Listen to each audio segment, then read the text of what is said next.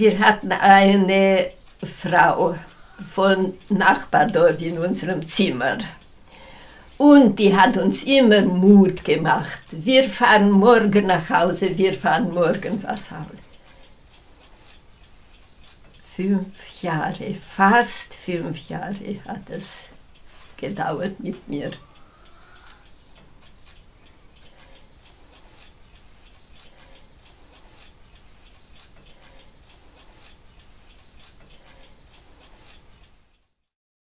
»70.000 Menschen sind von Rumänien nach Russland deportiert worden.«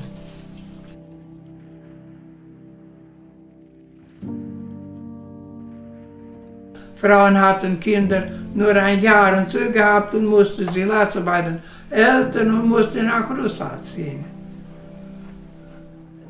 Sie haben auch schwangere Frauen genommen, wie von Maldorf, Hohendorf, und eine hat dort geboren.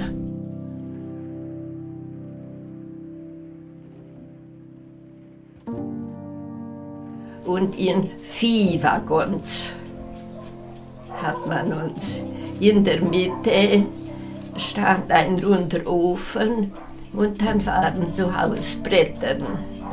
2 Schichten in den Waggon. Und die Fenster, die haben sie mit Brettern zugeschlagen.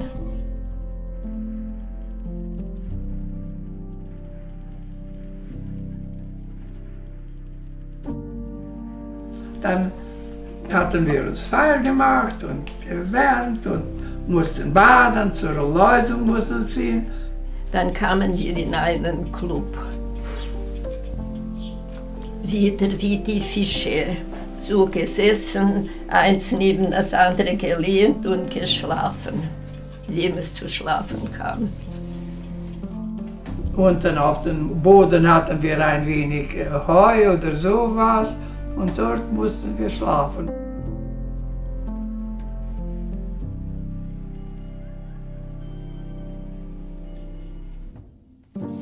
Na, dann kam das Essen. Ach du lieber Himmel. Das roch alles nach Fisch und bis zum heutigen Tage da kein Fisch.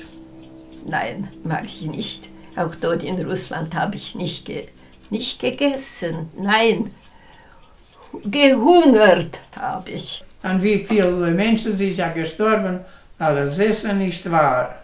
Auch die Alten, die hatten dann auch geraucht und hatten nicht um das Essen sich gekümmert und sind viele gestorben. Die Hälfte sind ja fast in Russland geblieben.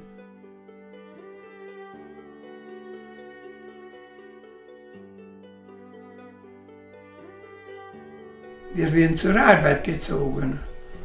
Wir im Schacht haben wir gearbeitet, wir im Schacht habe ich gearbeitet. Und die anderen haben auf dem Feld gearbeitet, bei der Kultur. Und viele gestorben. Viele gestorben. Und wie begraben.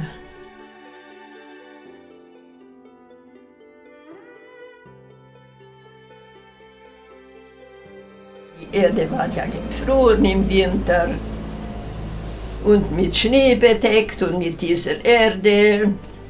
Im Frühjahr war der Schnee weg und was kam da raus? Die Hunde haben ja auch dort geschoren und so.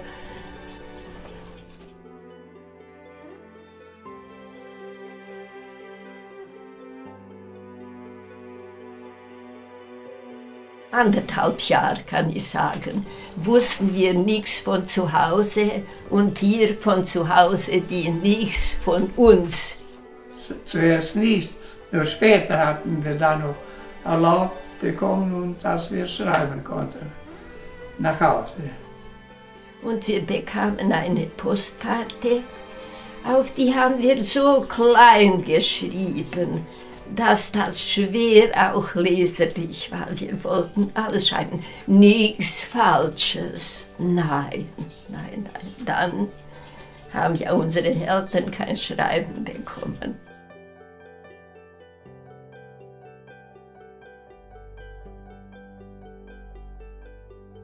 Es gab auch Stunden zum Nachdenken und zum Weinen, wenn das Heimweh kam. Aber das musste auch vergessen werden, denn wir durften ja doch nicht nach Hause. Nur einmal war es dann doch wahr geworden, dass wir auch nach Hause konnten kommen. Und die Russinnen waren traurig, weil sie haben geweint um uns. Sie hatten uns gewöhnt zusammen.